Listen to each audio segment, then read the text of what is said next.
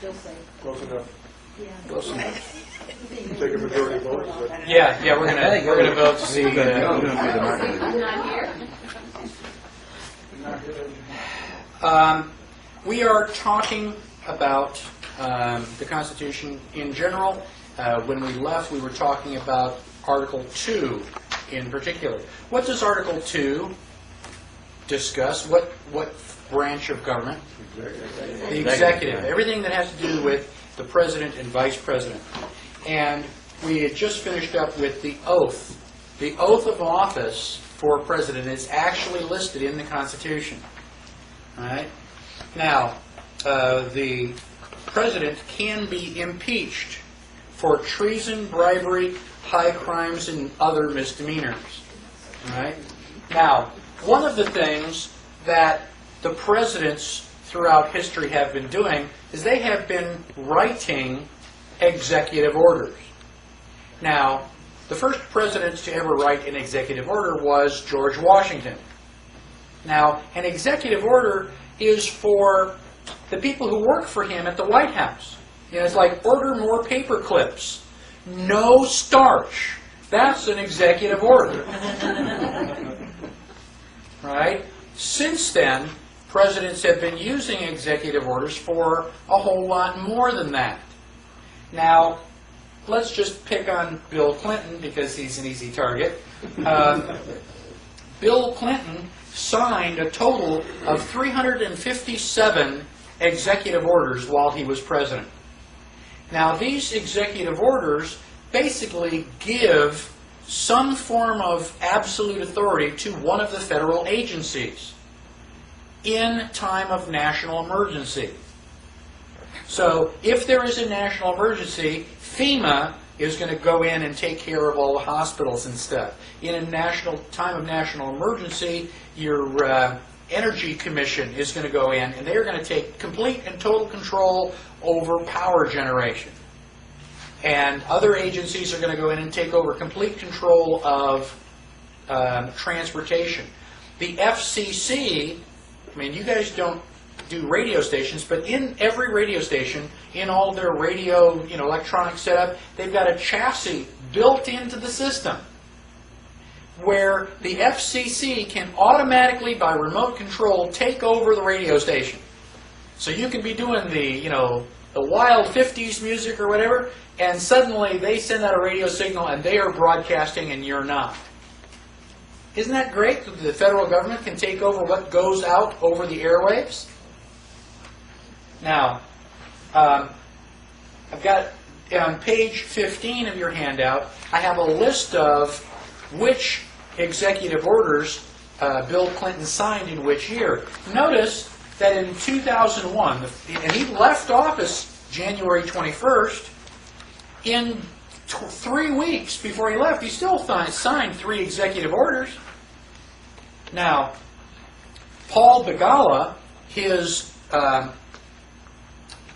top advisor, has been quoted. He's been on TV saying, "Stroke of the pen, law of the land." Kind of cool, huh?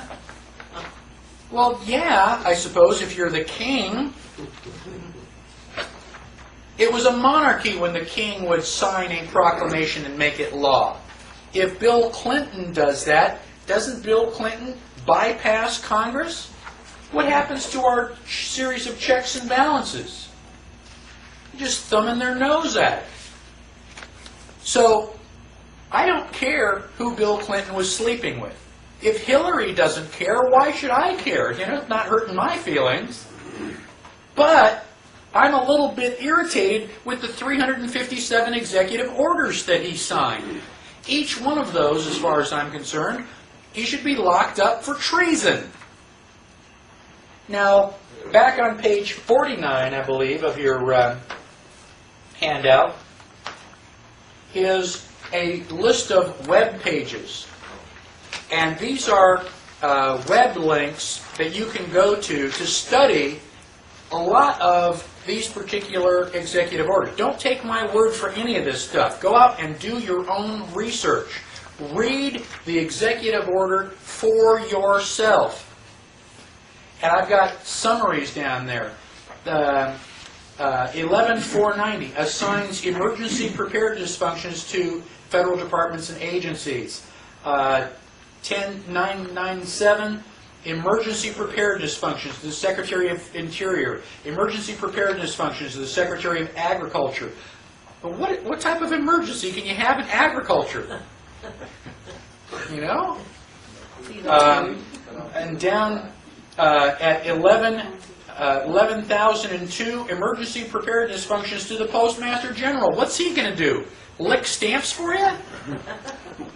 Why do all these things have emergency preparedness in common? They all deal with some national emergency. Guess who gets to decide whether or not there's a national emergency? President. The President. So with the stroke of a pen, suddenly you can have martial law overnight. No. This is the United States. That only happens in, Angola and Russia and all those other places. Yeah? And when the army tanks come rolling down your street, you're going to be going, oh gosh, I didn't think it could happen here. The national emergency is not defined either. National emergency is not defined anywhere. It's basically up to the discretion of the President. Oh, well, I feel a whole lot better. I trust the President. They were talking about Executive Order 12-919, which was signed June 3rd of 1994. That's not too long ago. And this executive order was written by Bill Clinton, released to the public, and just recently became law in 1998. It is an order that consolidates many previous executive orders into one sweeping executive order. Why have all these little tiny ones? We'll just bundle them all up into one sweeping order. And it says, quote, and in view of the existing national emergency declared by Proclamation 2914 of December 16, 1950. Yeah, what was that national emergency? What page are you on? This is page 15. 40, back to 50. We're on page 15 of the handout. So, in 1950, we had some sort of a national emergency, and Bill Clinton is writing this order because of the existing national emergency. Did you feel like you were in some sort of national emergency in 1994? Yeah, I got elected. Yeah, right. They don't. They just have Right, to. Clinton was elected. The point is, they just have to declare the national emergency. They don't have to tell anybody about it. So, we're finished with Article 2. Let's go to Article 3 of the Constitution. Now, let me show you the Constitution. How many articles does the Constitution have? 7. 7 articles. The first 3, legislative, executive, and judicial. So let's look at Article 1.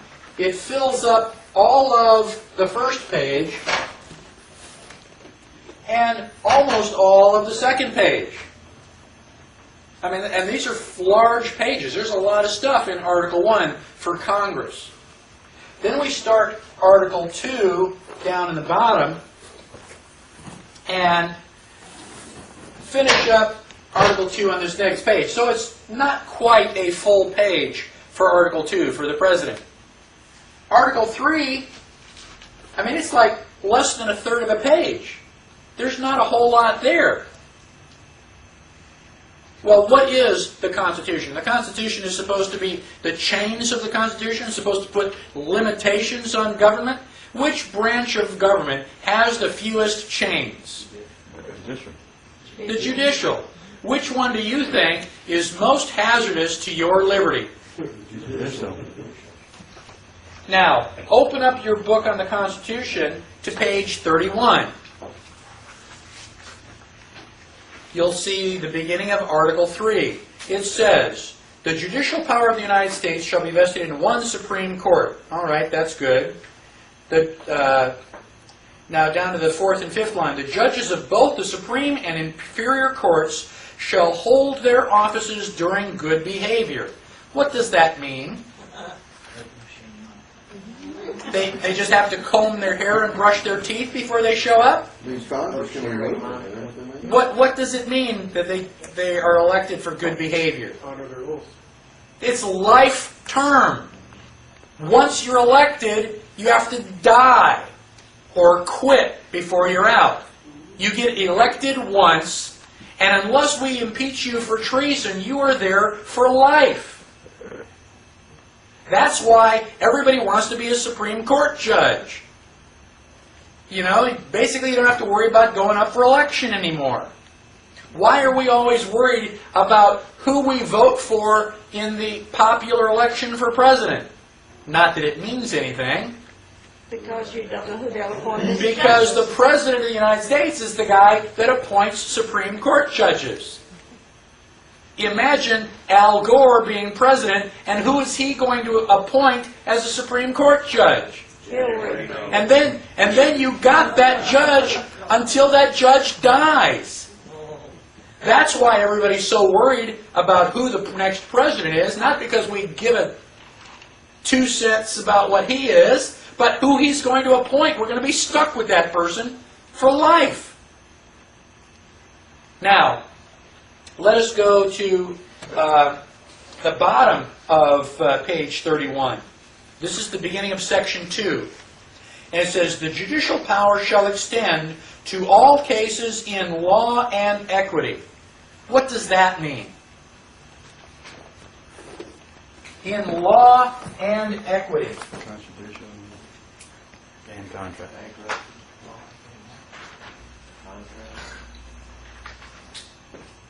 Sounds like it means criminal and civil property. Yeah. Okay, pretty close. You're on the right track. And then if you flip over to the next page, on page 32, about the, where is it? All cases. Okay, about the 4th line. To all cases of admiralty and maritime jurisdiction.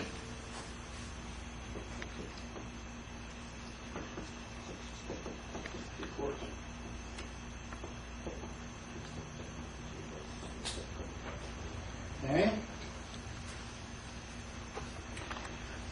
The key is in this last phrase, admiralty and maritime jurisdiction. We have a different jurisdiction. These are the 3 types of law that the Supreme Court has jurisdiction over. We have, the Constitution is the supreme law of the land.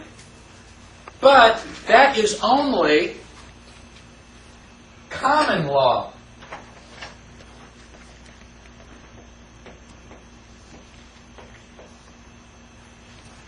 That's common law, which is the Constitution.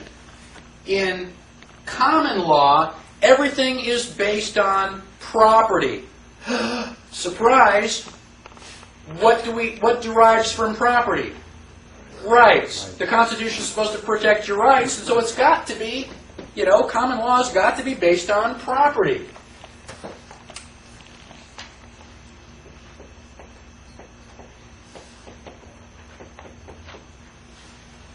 So if you run over my mailbox, and that's my property, what has to happen? You have to restore my property. Instead of me beating you over the head with a baseball bat, you come over and fix my mailbox. As soon as you fix my mailbox, we're friends again. Right? There are two laws, or two aspects to common law. Don't mess with anybody's property, and do what you say you're going to do. That is where criminal law and civil law derive from. So, I've got criminal cases and civil cases. Again, criminal is based on the violation of property. Civil case is based on a violation of your word. You promised to do something, I was going to pay you, you reneged on the contract, and so I take you to civil law. Now, just briefly, let's flip ahead to the Fifth Amendment. That's going to be on page 44. The Fifth Amendment is on page 44 of your Constitution, and the second to last line, it says, shall not be deprived of life, liberty, or property without due process of law. What is due process of law? You get your day in court? Is that due process? If I've got this kangaroo court over here, I'm in West Virginia, and yeah, I've got all my brothers and sisters on the jury. You want to go and sit in my court? Is that due process? No. Due process means that you have common law, equity law, and admiralty law. Those are the three types of law that the Supreme Court is authorized to preside over. And they are different. Just like baseball, football, and basketball are different sports. They're all sports, but they are different sports. You don't stand on a baseball field and go, touchdown! People, what are you talking about? That doesn't make any sense. Here, someplace else, that may make perfectly good sense. You have to know what playing field you're on. Now, common law is all based on property. If I haven't damaged any of your property, or you can't show me a contract that I've reneged on, you've got nothing. You can't accuse me of it, or you can accuse me, but you can't put me in jail for anything. Now, what if you're in your car, I'm in my car, and we intersect, unfortunately, out on somebody else's property? Where's the property damage? Did I violate your property, or did you violate my property? Well, it's kind of both at the same time, wasn't it? There's no clear property distinction. I can't say, this was my mailbox. There is no defining line, no defining property line. So, common law really cannot apply. You can't say, this was my property and not yours. That is where equity law comes in. Under equity law, the judge has arbitrary power. The judge can decide what the result of the case is. Equity means fairness. So this is all supposed to be based on fairness.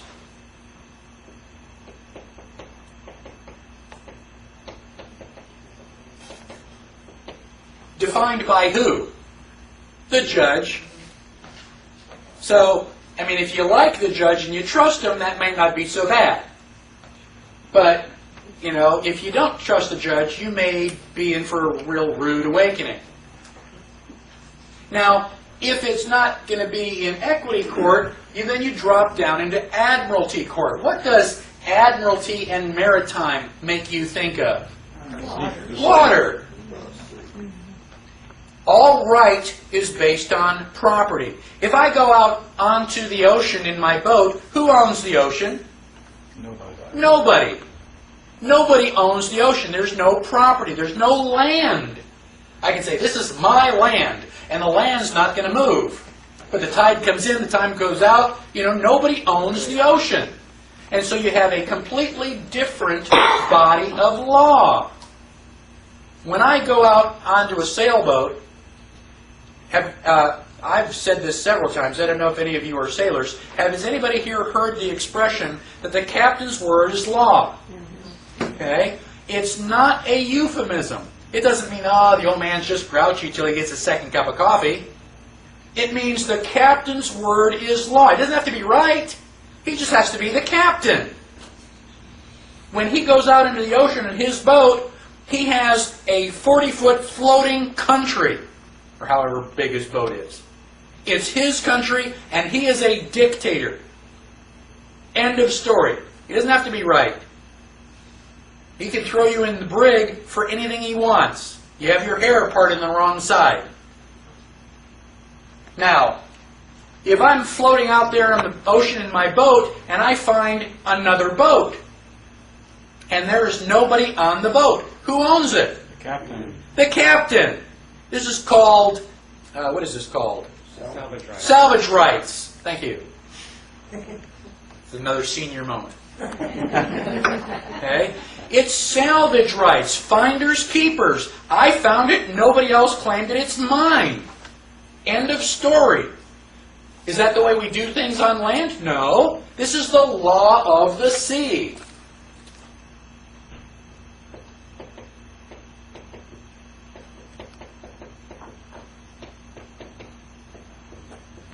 What is the Constitution?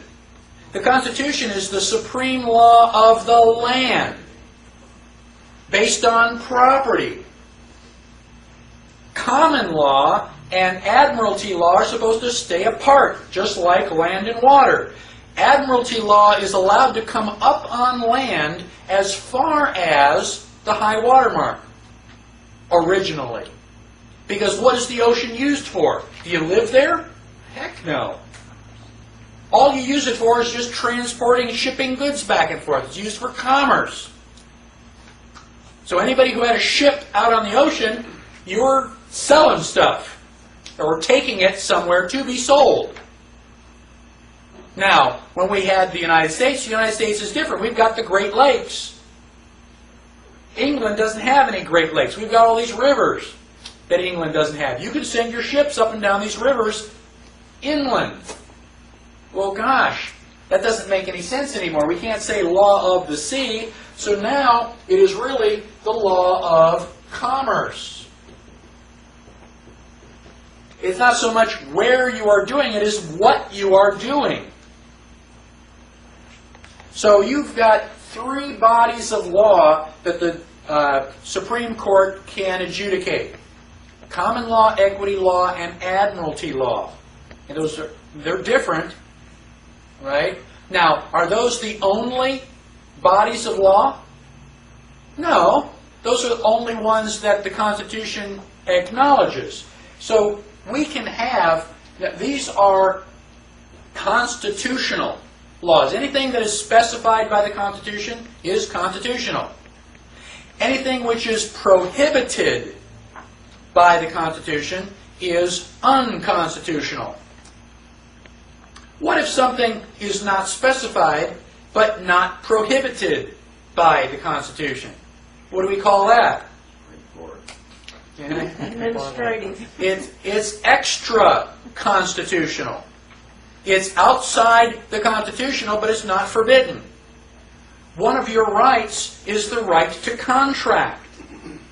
You have an unlimited right to contract. Now, if I say, I will pay you $200 to paint the house my dog sleeps in, you go, wow, it's a great deal. I mean, how big is the biggest dog house you've ever seen? You know, about yay big? $200? Yeah, I can do that in a couple hours. Yeah, I'll do that. You sign the contract. And I walk you around the corner and I show you this, 3-story mansion. 27 rooms. They go, well, this is the house my dog sleeps in. Guess what? You're in deep trouble. Because you got to paint that house for $200. Was that a good contract? No. Is your right to contract unlimited? Yes. That's why they say, read the contract. They're not kidding. Now, that's common law, admiralty, and due process. Like I said, you have a right to common law process. The only time they can move it down is if the distinction of property is not clearly defined. Now, if we move to page 16, okay, Marbury versus Madison is a Supreme Court decision. It is a very important Supreme Court decision. Good and bad. Okay? The good news is that the decision of Marbury versus Madison in 1803 says, certainly all those who have framed written constitutions contemplate them as forming the fundamental and paramount law of the nation. And consequently, the theory of every such government must be that an act of the legislature repugnant to the Constitution is void. If it's unconstitutional, it was never a law to start with. That's the good news. The bad news is up above that. It says the critical importance of Marbury is the assumption of several powers by the Supreme Court. The assumption of powers. They assume that we can do this. Prior to Marbury versus Madison, who decided what is and is not constitutional? Well, the question never came up. It's not listed in the Constitution. Article 3 is very short. It just says that there is a Supreme Court. It doesn't say what they can or cannot do. And so John Marshall said, well, we're at the Supreme Court. We are going to decide what is or is not constitutional. Okay, everybody just kind of went along with him. They didn't have a better idea. So now, let's pretend, just for a minute, that the Supreme Court decides that the First Amendment does not give you a personal right to freedom of religion. You only have freedom of religion if you are Catholic, Protestant, or Jewish. Is that right? The Supreme Court said so. Does that make it the way things are? No! You have to remember, the Constitution says what the Supreme Court is. The Supreme Court does not get to say what the Constitution is. That would be circular logic. Who decides what is or is not constitutional? We the people. Who created this thing in the first place? If we decide the Supreme Court is out to lunch, it's up to us to correct it. There's no formal way to do that, but we can amend or abolish the Constitution anytime we see fit. Well, let's rewrite Article 3. So, I've just gone over constitutional, unconstitutional, and extra-constitutional. Extra-constitutional is not specified nor prohibited by the Constitution. It is basically just in addition to. Now, there are some ideas that came about because of all this shipping. You're in England and you ship all your stuff to North America, and all the people buy it and pay you in gold, which is the only thing they would pay you with. And your boat is coming back to the United States, or to England from the United States, with all this gold. What happens if the boat sinks? Well, yeah, salvage rights. Anybody who can get the gold, it's yours. It's laying right down there where the Titanic is going to be. That gold is lost forever and ever and ever and ever, for all intents and purposes. So what they did was they set up insurance companies where you had limited liability. You have several shipping companies, and if my boat sinks, the other shipping companies are going to help me pay for it, so that I don't lose everything that I had with that one boat. Now, the bad news is that if one of their boats sinks, I've got to chip in money to help pay for theirs. That's limited liability. Now, in order to have that, you have to have a contract. And only under contract can you compel performance. If the Constitution protects your rights, is there anything there that says you've got to come over and cut my grass? Can I force you to cut my grass or do anything for me, without paying you under the Constitution? No. I cannot compel performance unless there's a contract. So basically what they've done is they've set up contract law. Now, these concepts are very, very deep, and I have nearly enough time to cover them. However, I strongly recommend that when you continue your research, you continue your research on the various types of law. And if we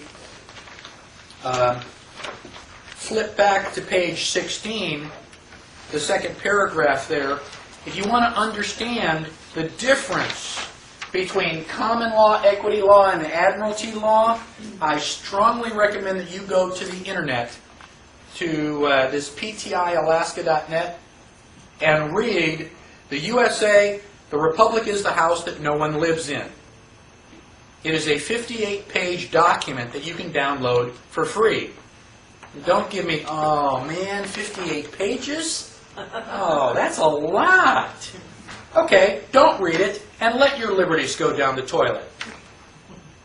Liberty is not going to be easy. Reading a 58-page document is the least of your worries. And it is at the very least that you can do to protect your liberty. And that will give you a very, very clear understanding of the different forms of law and how much of this derives from Roman civil law, where you have no rights. So, we want to continue law. This is not all of the law. It's the 3 that are constitutionally specified, but there are other laws. All the laws written by Congress since the Constitution was written are called statutes. Originally, they were organized by date. That was the law that we passed in 1789. That was the law that we passed in 1791. Well, when they weren't passing very many laws, that was easy. And then eventually, it was, gosh, was that the law that we passed on Monday or the one that we passed on Tuesday? And then eventually, Monday morning, Monday afternoon, gosh, was that before or after lunch? I just can't remember all these laws we're passing. So they organized them by index. And we have 50 titles. Those 50 titles are part of the United States Code. And you can download the United States Code off of the internet. And I give you a website on page 18. Basically at the bottom of page 18. You can download them. The only thing is that you've got to download each title by itself. So it's a little bit monotonous, but you get all the information. You can also order a CD-ROM. I think it's about $35, $40. You can get it from the National Archive, and you'll have everything on one CD-ROM. Amazing stuff. I highly recommend it. Now, within the United States Code, there are 2 types of law. Positive law and non-positive law. Positive law applies to everybody. The Freedom of Information Act, Title V, that applies to everybody. Black, white, male, female, young, old, doesn't matter. It applies to you. Some of these laws are non-positive law. They don't apply to everybody. Title 27 of the United States Code is alcohol, tobacco, and firearms. Now, if you distill alcohol, or grow tobacco, or build guns, you fall under alcohol, tobacco, and firearms. And you have to pay special taxes. Anybody here distill alcohol? Grow tobacco? Build guns for a living? Okay. Well, if you don't do any of those things, then Title 27 does not apply to you. And it is non-positive law. It only applies to the people who do those special things. Now, if it is positive law, it says so. You go to Title V, it says, this is positive law. Right there at the top. Well, you can go through the 50 titles, flip over to page 18, and I have given you a list of all the positive law titles. These are the laws that you apply to you and absolutely must be followed. Okay? And out of the 50 possible titles, only 22 have been enacted into positive law. Can you find Title 27? Alcohol, tobacco, and firearms? No, because it's not positive law. Please find Title 26, Internal Revenue. 23, 28, 26 should fall right in between there someplace. Title 26 is not positive law. It does not apply to everyone. And your question is, who does it apply to? And it's a perfectly valid question. Okay, one that we are going to be asking the IRS here very, very soon. But basically, the people who are liable for income tax are non-resident aliens, foreign corporations, and United States citizens living and working in a foreign country. So if that doesn't describe who you are, then you are not liable to the Title 26 tax code,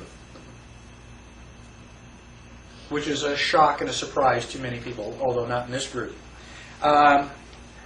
Now, one of the interesting things is that the current federal income tax regulations define gross income to mean all income from whatever source derived unless excluded by law. So there are some incomes which are not gross income. The regulations explain that the items of income compensation for services make up classes, and then regulations direct the reader to another section which provide classes. A class of gross income may be excluded income. And that leads to a section, it's very, very convoluted. I mean, they can't just say it in black and white because then you'd know. They've got to go jump from here to there and make it really complicated. But eventually, you find out that this leads to a section where the types of income that are not considered to be exempt, eliminated, or excluded are listed. And the list only includes income from certain types of international and foreign commerce. How many people here are doing international or foreign commerce? I didn't think so. So, what you can do, for those of you who are interested in this, you can go to page 52 of the handout. And I have a long list of websites that you can do research in or at, establishing basically what the tax code is, what it says, and I'd like to repeat the 3 rules listed over on the side. Principled American who decides to exercise his or her rights in the face of government should be careful to pay attention to 3 rules. Rule number 1, protect your property. Rule number 2, get educated. Then rule number 3 is take action. Do not do them in the reverse order. The government does not play fair. They do not play nice. If you are going to do this at all, be prepared for the ride of your life, because it's going to take pretty much all of your energy. Now, most of the law here in the United States falls under the Uniform Commercial Code, the UCC. Now, uniform means the same, or, basically everything is alike. What they did in the early 1930s is to take equity law, where the judge has an arbitrary decision, and admiralty law, and combine them together into the UCC, uniform, so that equity and admiralty are now the same. That makes everything a lot more convenient, doesn't it? Convenient for whom? Convenient for you? No, the people who were taking advantage of it. This is Uniform Commercial Code. What does commerce mean? Trade. Trade, contract. And code is not law, necessarily. It's, it's convoluted. It's cryptic, and it's hard to understand. Now, under common law, the presumption is that you have rights, unless you voluntarily waive them. All of your rights are protected except the ones you give up. Under the Uniform Commercial Code, the opposite is true. Under the Uniform Commercial Code, it is assumed that you have no rights unless you explicitly reserve them. Say, oh, by the way, I've got all my constitutional rights, oh, by the way, I have freedom of speech. Now, how do you do that? If you are in a Uniform Commercial Code contract, you need to go to Section 1, Clause 207, which is defined on page 19, UCC 1-207, performance or acceptance under reservation of rights. A party who with explicit reservation of rights performs or promises performance or assents to performance in a manner demanded or offered by the other party does not thereby prejudice the rights reserved. Such words as without prejudice or under protest or the like are sufficient. So you just have to say out loud or in writing that you are reserving your rights. Now, why do they have to do that? They have to do that because any body of law, in order to be valid, must have two items: remedy and recourse. Remedy means that you are able to get out of trouble once you get into trouble. So if you're going to put me in jail, if I broke something, I've got to have some way I can fix it. Anybody hear of debtor's prison? Debtor's prison, you owe me money. Well, I'm going to put you in jail until you pay me my money back. You're in jail. How are you going to go out and get any money? Well, that's your problem. Kind of a catch-22, isn't it?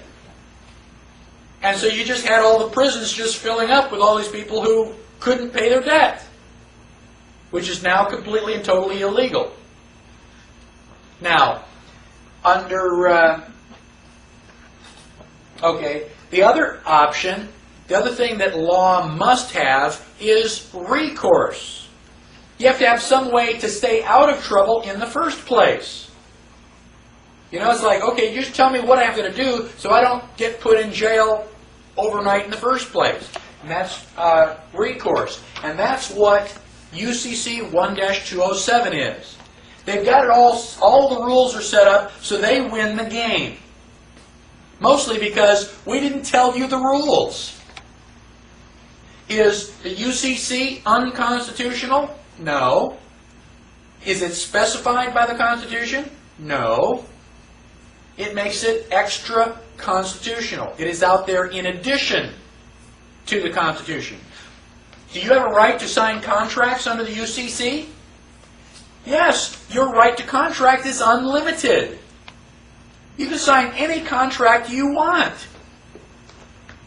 You just have to know that you've done it. And they're not telling you. Now, what generally happens under the UCC is something called notice and grace. I have to inform you of what's going on, and I have to give you some time period for you to respond.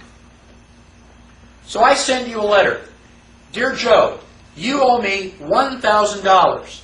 Love, Mike. And I mail you this letter. You go, $1,000? I don't even know Mike. And you just wrinkle it up and you throw it in the garbage can. You figure this is just, like some hoax. Well, in my letter, it says, please pay me within 30 days. Please respond in 30 days. And if you just wrinkle it up and throw it in the garbage can, I show up 31 days later with the sheriff. And the sheriff will legally take the $1,000 from you. I gave you notice. I told you that you owed me $1,000. I gave you a grace period. I gave you 30 days to respond. Well, you didn't respond, so it must have been true. So your response is always, always respond. If I send you a bill for $1,000, sit down at the typewriter, the computer, mail it back going, what? I challenge that. What you can do is refuse without dishonor. You say, I don't owe you anything. Now whose job is it to prove that I gave you some sort of service? It's my job. That's what the IRS does. The IRS sends you a notice. They give you 10 days to respond. If you don't respond, you must be guilty. Don't be afraid of the IRS. Just write them a letter back within the first 10 days. Challenge their authority. Say, no, I don't owe you this money. Prove it. Oh, well, gosh, that's going to be a heck of a lot harder. Gosh, if you want us to prove it, then we're not going to be able to collect the taxes. Good. Doesn't that more often cause of, okay, we need to audit you to prove it? And that's my fear of it. What's your Fifth Amendment right? Go ahead, audit. I've got a Fourth Amendment right to be secure in my person's, house's, papers, and effects, and a Fifth Amendment right not to incriminate myself. I've got my, checkbook and stuff. I don't have to give it to you. I don't even have to sign my 1040 form. If I sign it under penalty of perjury, must be true. Well, if I don't sign it, let me see, I don't have to give you, the government, anything that you can use to put me in jail. If I sign my 1040 form and give it to you, can you use that to put me in jail? Yes. Then I don't have to sign it. If you show me, Judge, how I can sign that without giving up my Fifth Amendment rights, then I'll sign it. But they can't do that. Bill Conklin has a website, and he did that, and the judge says, I cannot rule on your case. He didn't say you have a lousy argument. He just said, I can't rule on your case, because if I do, it's going to completely flip, the whole economic system. Oh, so my rights are going to be violated because it's going to be embarrassing for you? That's what's going to be happening in a couple weeks when we, bring the IRS. We are doing an IRS audit. Bring in your paperwork. You show us where the law says we've got to pay this cash. Now, I think the IRS is on their way out. The IRS, by its own statistics, say that 1 out of 5 people does not pay taxes. We've stopped volunteering. It's about time. 98%? And it took us a while to figure it out. Is that 1 in 5 that should, or 1 in 5 period, including kids and everybody? I think I don't know the exact statistics. I think it is 1 out of 5 people that the IRS claims should be. Okay? Because if you go by my statistics, everybody who's paying taxes shouldn't be. So I think the IRS is out to lunch. You don't have to worry about the IRS anymore. What you do have to worry about is what they're going to replace it with. National sales tax? Oh, that's better. We got rid of the lion and we got the tiger. Well, that's stupid. Which Menendez brother do you want to live with? We've got to make sure that they get rid of the IRS and that they do not institute a national sales tax, because the national sales tax is only 10%. No, 11%. I'm sorry, 12%, 20, 15, pretty soon, before you know it, it's going to be 50.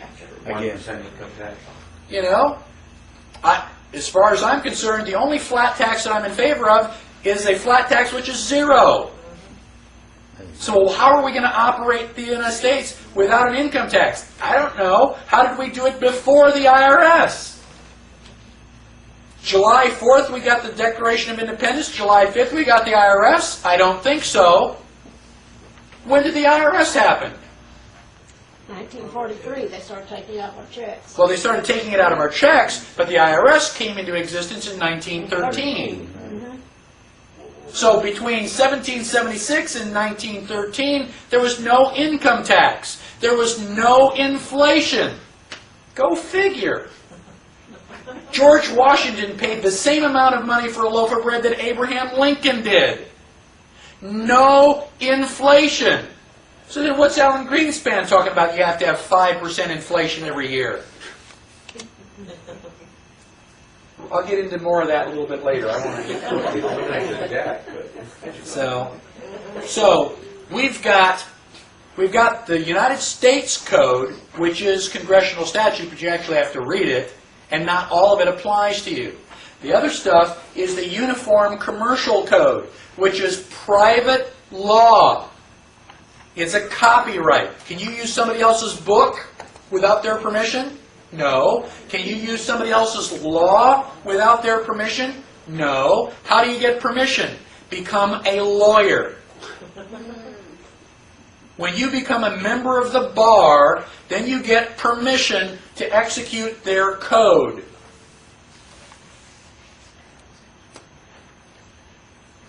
Now, I've also got a site here on the web internet where you can go and download the Uniform Commercial Code for $5. You can't afford not to download it. You need to have that so that you can go and reference this stuff. You start reading it, it's like they've got it in writing. And you go, I can't believe it's in print. But it is, it's law. It is a law, and you volunteer into it. How do you volunteer into the Uniform Commercial Code? Anybody spend these? Anybody recognize this? What is this? It's a note. It's a note. Every time you spend one of these, you are automatically de facto under Uniform Commercial Code. Now, what is common law? Common law is based on property or land. Now, when you are under property, your economy is quid pro quo. That is Latin, which means something for something. You gave me silver, which is something. I gave you a book. That's quid pro quo. If I give you, you have an apple, and I want to buy your apple, and I say, well, you know, I don't have any money on my, would you take an IOU? And you go, well, okay, yeah, you look like a good guy. And you give me the apple, and I give you the IOU. Have we completed the transaction? No. Have I given you anything? Well, nothing of any value. All I've given you is a promise to pay. So that transaction is still open. And that's what's happened when you use these notes. You are under, you are not under common law because it's not quid pro quo. You are automatically under the Uniform Commercial Code. Don't I have complete transferability of that note? No. No, not at all. Okay. And we're going to get into that in a little bit more If you detail. buy property and you say, I want your property, and they're willing to take Federal Reserve notes, isn't that?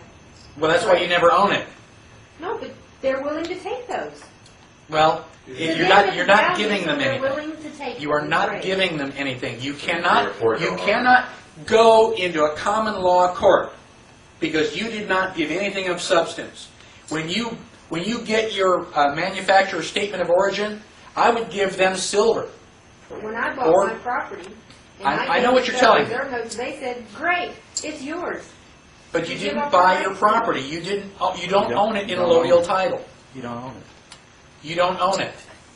21 silver dollars plus the cap on it. We'll talk a little bit more about it when we get to the Federal Reserve. And that's a whole special topic. Any questions on Article 3 and the different classes of law? I do have a question.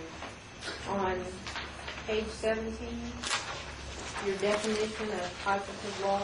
Yes. Now, when I was researching that recently, I understood positive laws to be all those laws that have been reviewed in the code, that they're as close and complete as the statute was, so they're considered positive law.